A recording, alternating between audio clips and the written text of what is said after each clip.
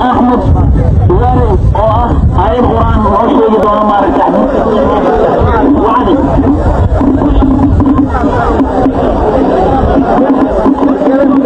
الحمد لله الذي جعل المؤمنين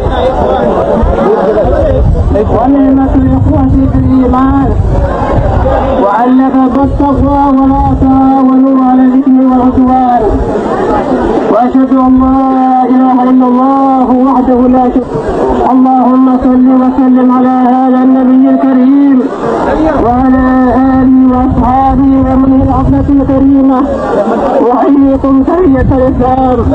السلام عليكم ورحمة الله بالإيجاد والإسلام والوطن.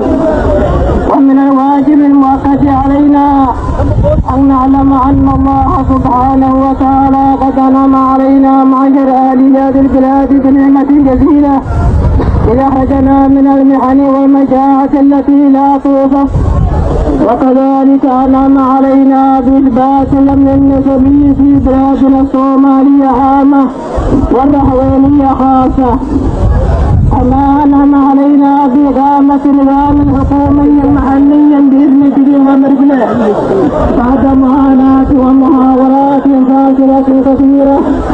لئن شكرتم لأزيدنكم ولئن كفرتم إن عذابي لشديد.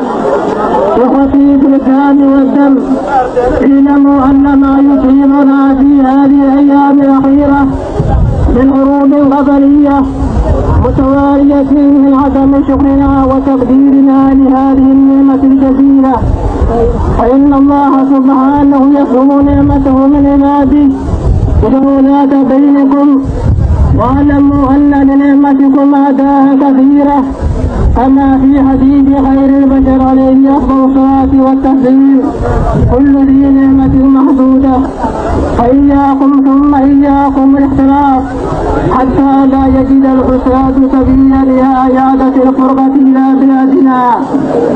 يا قوات القبائل وزعمائها، أي ثمار تجنون من إقامة الفتن بين الأخوين وأموال الإخوة المتجاورين؟ فالله في الإفساد فيما بينهم.